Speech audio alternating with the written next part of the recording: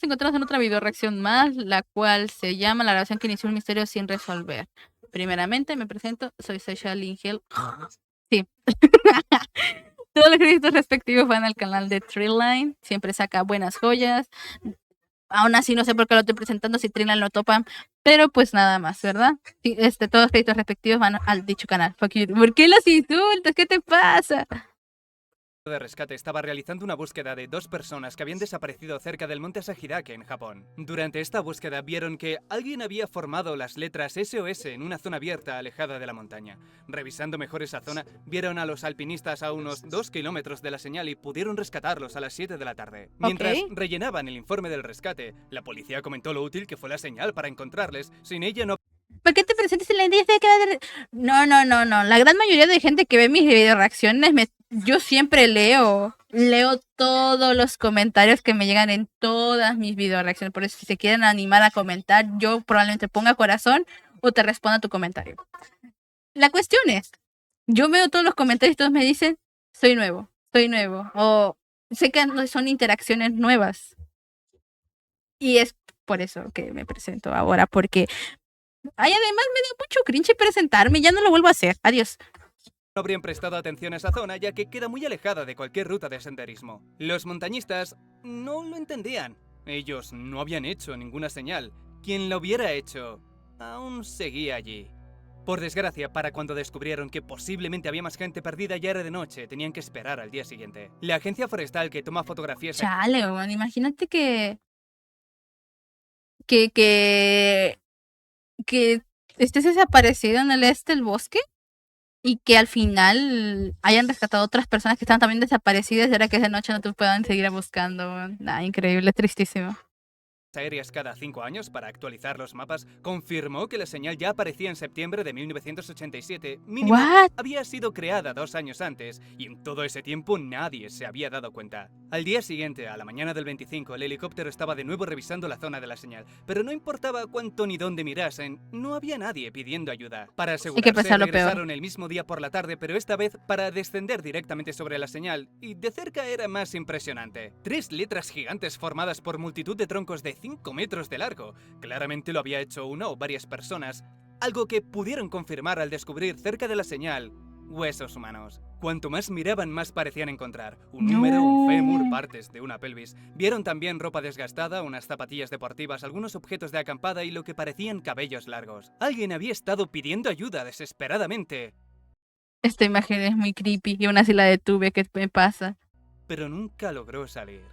Este primer grupo regresó con las muestras y en una observación inicial dijeron que, dada la forma de la pelvis, se trataba de una mujer de 1,60 m no mayor de 35 años. Calcularon, basándose en el blancamiento de los huesos, que la persona tuvo que haber fallecido hacía 1 o 3 años, y teniendo en cuenta las marcas de dientes de animal que había en ellos, lo más probable es que fuera atacada por un oso pardo, un animal típico de esa región. Durante los días posteriores, mientras seguían analizando los huesos, fueron a investigar mejor la zona. En la búsqueda se sumaron varios periodistas porque seguían sin saber quién era la mujer desaparecida. Quizá pensaron que si escribían sobre ella algún conocido podría dar más información. En esta nueva búsqueda, uno de los periodistas, a 70 metros de la señal, encontró un agujero en el suelo cerca de un árbol y dentro una mochila y un cráneo humano. La mochila contenía más objetos personales. Vieron 2 cámaras fotográficas, un trípode, un amuleto vermellón, una bolsa de plástico con productos de aseo, cepillo de dientes, champú. Había también cuadernos, varias cintas de cassette, una grabadora y lo mejor, una identificación de Kenji Iwamura. Los análisis de ADN confirmaron que se trataban de 2 personas, pues Kenji... Pues claro, porque habían dicho que el ¿cómo se llama? El esqueleto o las partes óseas que encontraron se supone que eran de mujer y encontraron identificación de un hombre. Aún así, yo siento que no hayan sido ellos. Aún así, para empezar, dijeron que eran troncos de SOS hechos con troncos, bueno, sí, troncos de 5 metros. Un ser humano, aunque fueran 2, no creo que puedan mover un tronco de 5 metros, porque probablemente estén muy pesados, pero bueno. Kenji tenía un tipo sanguíneo A y la pelvis de mujer era del tipo 0. El registro de personas desaparecidas confirmó que Kenji desapareció en esa montaña en 1984 a los 25 años, pero no fue con ningún acompañante. El cráneo y los objetos de la mochila pertenecían a Kenji, pero ¿quién era la mujer? Peor A aún, ¿cómo la... habían construido aquella señal y por qué? Talaron 19 árboles que por longitud y grosor pesaban más de 150 kilos. Y lo que estoy diciendo, ¿qué rayos? Si tenían toda esa fuerza y tiempo, ¿por qué no seguir caminando? Desde luego era mejor que quedarse a morir cerca de la señal sin hacer nada. Y eso no era lo más extraño. La policía descubrió que Kenji utilizó una de las cintas que contenía música anime para dejar un mensaje pidiendo ayuda.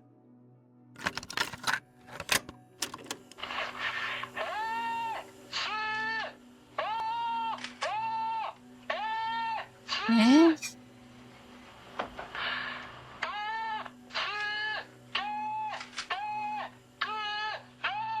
Esto que has escuchado es el único fragmento que se hizo público de un total de 2 minutos y 17 segundos donde un hombre repite varias veces SOS y dice que necesitan ayuda porque están atascados en un acantilado y no pueden moverse. El lugar es donde nos encontramos al helicóptero por... Acantilado, y probablemente donde encontraron el SOS no esté cerca un acantilado. O sea, ¿cómo chucha llegaron ahí? Primera vez, la vegetación, el bambú es alto y denso y no se puede subir. Por favor, sacadnos con una cuerda. No lo entendían. No había ningún acantilado en esa zona. Estaban al lado del río en la parte más baja de la montaña. Y más extraño aún, el sonido de la cinta no encaja con la situación. Se escucha demasiado seca, como si estuviera en un lugar encerrado, no encima de un acantilado. Ya ves, nada tiene sentido en ese preciso instante. ¿Y cómo llegó la mochila ahí entonces? Esa es la gran pregunta también. Audio es para Japón, lo mismo que fue Selene Delgado para México. Una imagen, un audio en este caso, que un programa de televisión puso en horario familiar y se quedó clavado en el recuerdo de todos los niños de la época. 2 años después, sin ninguna razón en particular, la policía reanalizó los huesos de la mujer y comunicaron que se habían equivocado, que todos los huesos pertenecían a una sola persona, Kenji Iwamura. Como nunca descubrieron quién era la mujer, dedujeron que la policía solo quería cerrar el caso, porque desde luego Kenji solo nunca podría haber construido la señal. Un hombre y una mujer que aparentemente no existe, construyeron una señal que llevaría días hacer, talando y transportando árboles de 150 kilos a mano, pidiendo ser rescatados de un acantilado que tampoco existe, para finalmente morir, sin tratar de huir. Contactaron con la familia para que corroboraran que la grabación era la voz de Kenji, una formalidad puestos que todos sus objetos eran suyos. Al escucharla, se miraron extrañados. Ese no era Kenji. En aquella montaña, no Guau, entonces esa voz es otra tercera persona. Aquí. solo había 2 personas desaparecidas.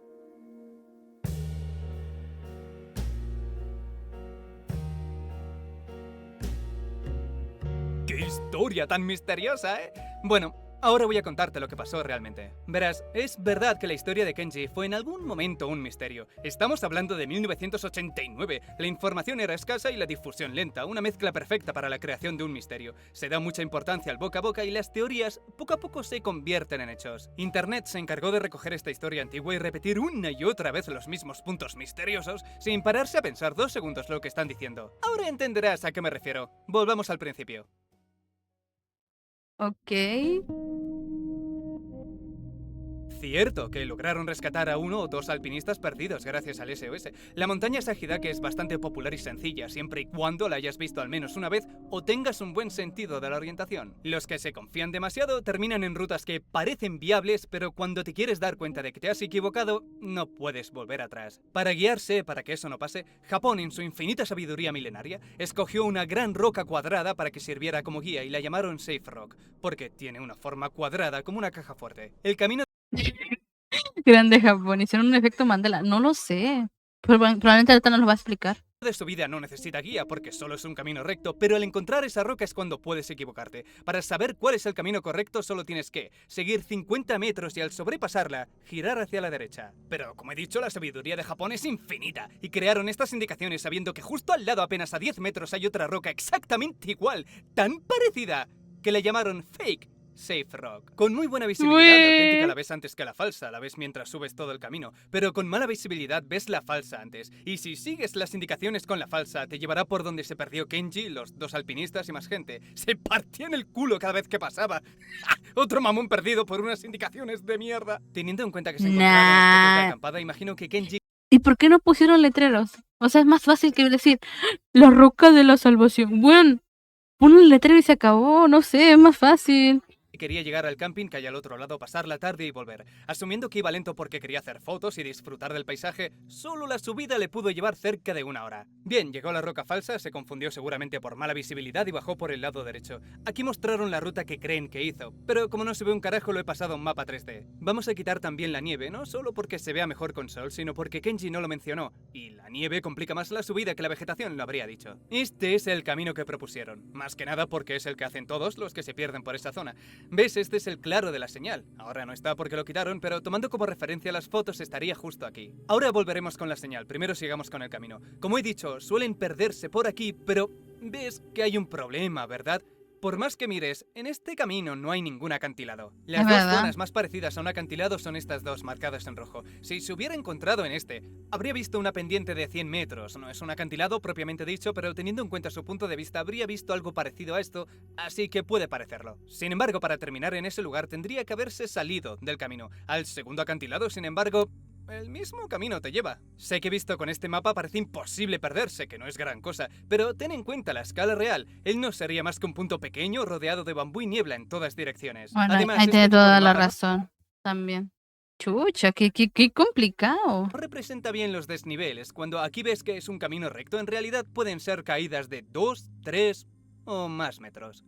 Este es el punto clave. Aquí es donde el terreno es traicionero. Te deja bajar, pero no te deja subir. Tuvo que estar intentando salir durante horas porque vio el helicóptero buscándole. Es decir, hacía más de 4 horas que le vieron subir la montaña. En ese tiempo tendría que haber vuelto porque es lo que se tarda como mucho en ir y venir. Sabiendo que él tuvo que tardar 1 hora subiendo y 30 minutos en la bajada, estuvo quizá 3, 4 o 5 horas pidiendo ayuda en lo que parecía un acantilado sin salida. Claro, se tuvo que mover mucho, iba de un lado para otro viendo qué podía hacer. Al ver por segunda vez el helicóptero, sacó la grabadora e hizo el mensaje. Quizá porque después de 4 horas gritando ya no tenía apenas fuerza y es lo mejor que se le ocurrió. La voz suena muy cerca del micrófono como para que se accionara por accidente, como dijo la policía. Fue totalmente a propósito. Enseguida que te alejas medio metro ya suena así. Así se entiende todo, él cree que está en un acantilado sin salida. La vegetación le impide subir y regresó al lugar donde vio el helicóptero por primera vez. Pero seguían sin verle. La desesperación le hizo adentrarse cada vez más profundo, arriesgarse un poco más, y se dio cuenta de que había una parte que, aunque era inclinada, podía seguir bajando, sin partirse ningún hueso. Ok. Voy a explicar esto mejor, porque todas las historias dicen que saltó del acantilado y se partió los huesos. Esto te va a hacer mucha gracia. La razón por la que se repiten las supuestas partes misteriosas es porque es lo que pone en Wikipedia, y lo que se inventaron los primeros que contaron esta historia. La que está en español dice: en las inmediaciones del lugar hallaron fragmentos de huesos rotos de origen humano, roídos por animales, probablemente mientras la persona seguía aún con vida.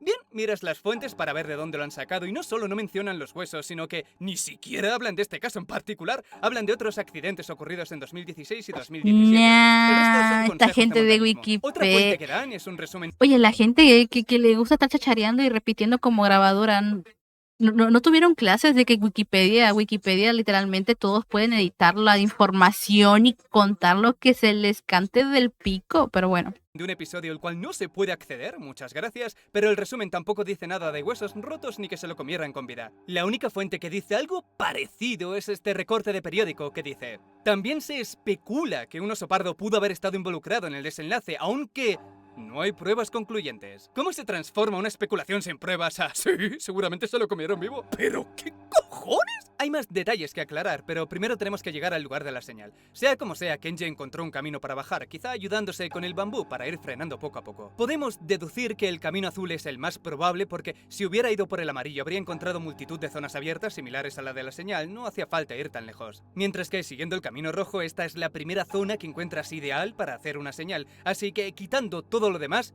este es el recorrido más probable. Vale.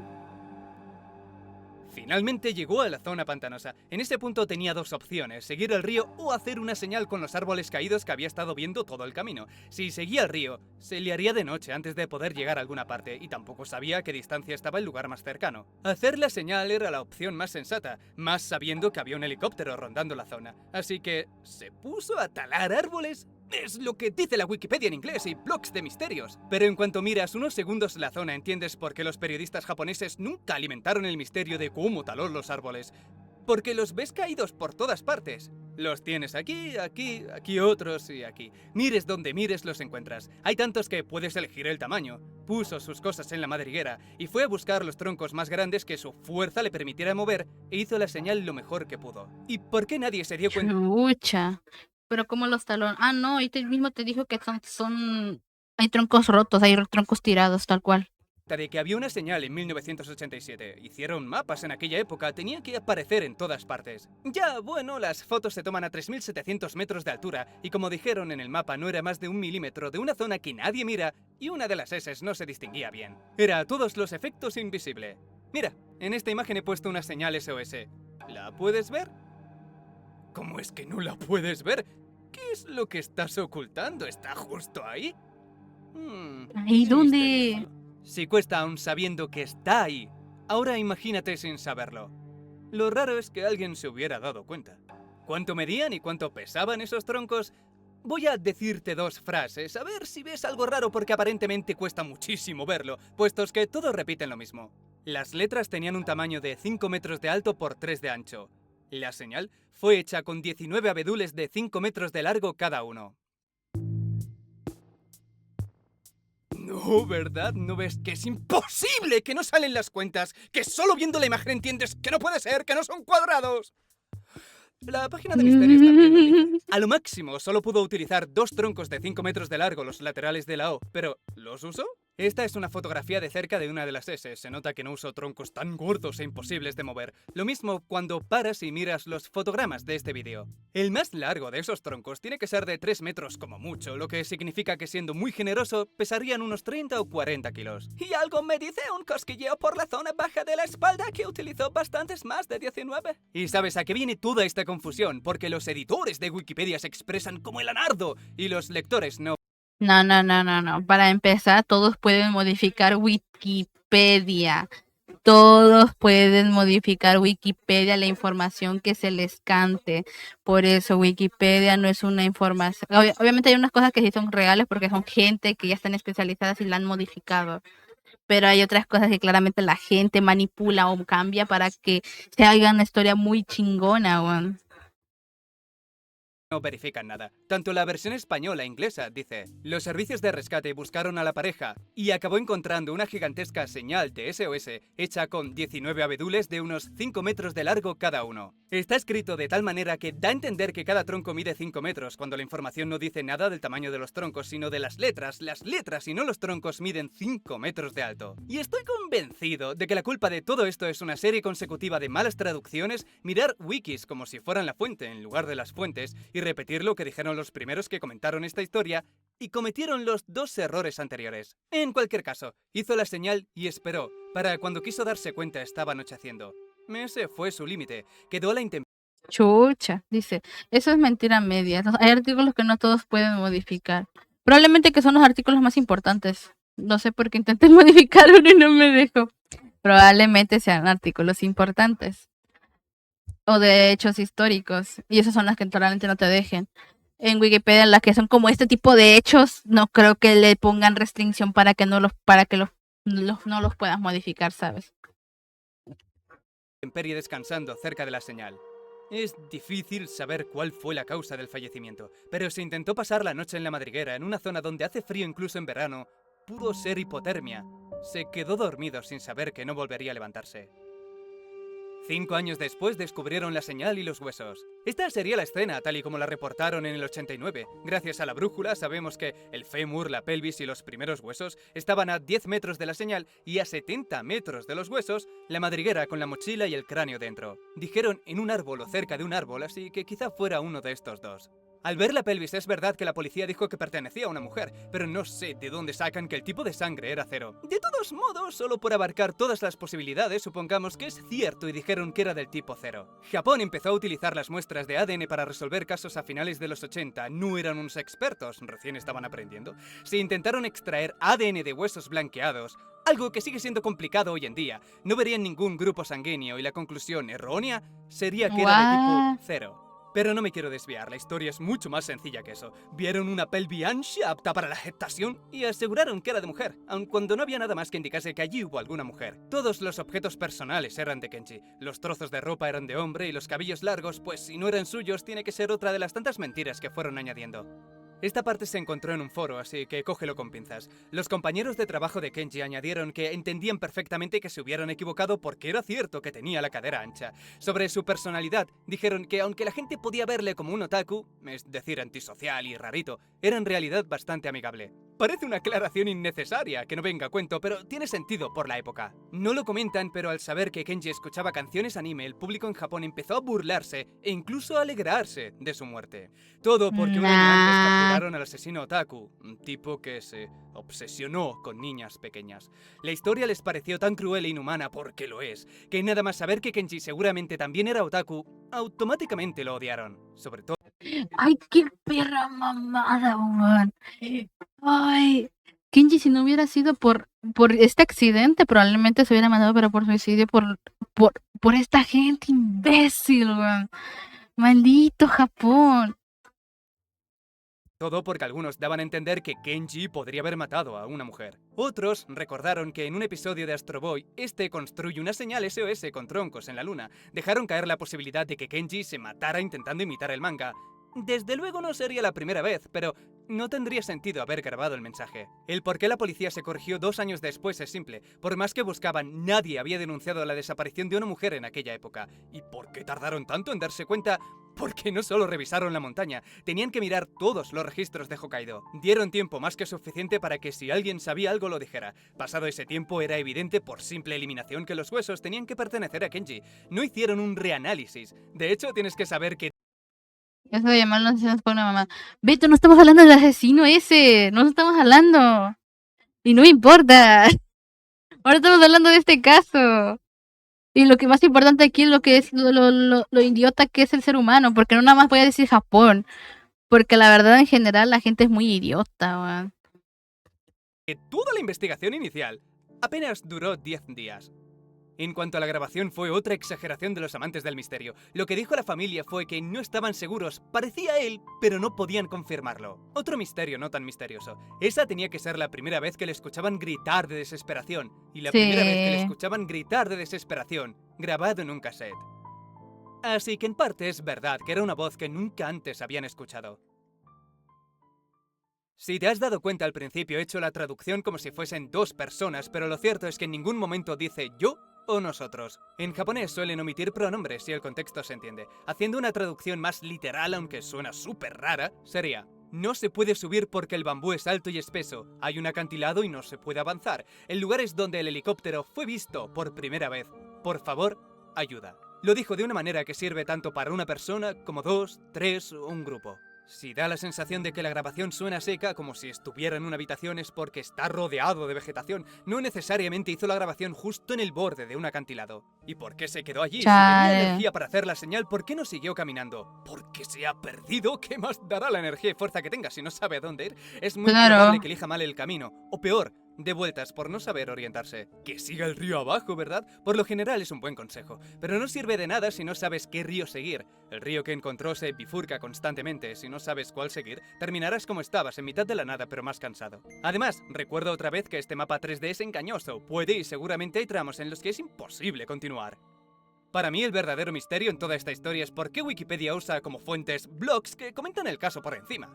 Se necesita mucha fuerza para mover esos troncos. No, señor Bintaro Yamaguchi, los mueves prácticamente a patadas. No había acantilados cerca de donde estaba. Claro, porque solo pudo hacer la grabación en el río, ¿verdad? No antes de llegar. Eso queda automáticamente descartado porque si no pierde el misterio... Lo digo en serio cuando digo que me estoy volviendo loco. Cada día me creo más que Internet está muerto. ¿De verdad han estado repitiendo lo de los árboles cortados, huesos fracturados y sangre tipo 0 porque un canal leyó lo que le interesaba de una wiki mal escrita? En fin, el caso de Kenji ocurrió en... Ya dejen de desinformar con Chisum. Una época en la que se encadenaron varios sucesos misteriosos o turbios. El asesino Otaku, un par de avionetas desaparecidas y más tarde aparece una señal gigante con las letras SOS. Todos los programas de televisión contaban la historia agarrándose con fuerza a hipótesis dramáticas porque la retención de la audiencia es lo único que ha importado siempre. Lanzaban teorías y la que tuviera un poco más de peso la comentaban casi como si fueran hechos. La voz es de hombre pero los huesos de mujer. Oh no, mis queridos japoneses, estamos ante otro asesino Otaku. La trajo para matarla y la señal fue una coartada. Seguiremos con más especulaciones después de los anuncios. Después, cuando los programas se dieron cuenta de que solo era un pobre hombre perdido en la montaña, dejaron la historia al acto. En menos de una semana, algo que también se consideró sospechoso. ¿Por qué tanto interés y ahora ya nadie habla? ¿Qué nos ocultan? Nada, tan solo sabían que no ganarían audiencias y no podían seguir alimentando el morbo. Nacieron muchas teorías, pero en todas necesitas creer que hay personas que no existen. Quizá Kenji hizo venir a su mujer para matarla, hizo la señal SOS como coartada. No. Al ser rescatado diría que se perdieron y le atacó un oso. No. Primero hizo la señal y después volvió a subir la montaña y se tiró por un acantilado. No lo entendéis. Lo que pasó es que otra persona estaba en el acantilado y tiró la cinta abajo para que alguien la encontrara. Kenji la encontró intentando ayudar, terminó perdiéndose también. Así son todas, cada una más improbable que la anterior. No True. puedes empezar a dar explicaciones extraordinarias sin descartar primero las ordinarias. Pero claro, la lógica es inútil en las historias de misterio, ¿no? Nah, Su es caso que no hay será mucha un gente misterio, pero tonta. sigue siendo interesante por lo poético que es el final. Kenji no sobrevivió, pero la señal SOS que dejó tras él salvó 2 vidas 5 años después. Curiosamente sí. Tristemente no lo pudieron salvar a él, pero pudo salvar sin querer queriendo a 2 personas más. Es muy bonito. Es muy bonito, la verdad. Pues vuelvo a repetir, estas cosas se graban en mi canal de Twitch, por si les interesa, y me pueden seguir en todas mis redes sociales como Sayalin Hill.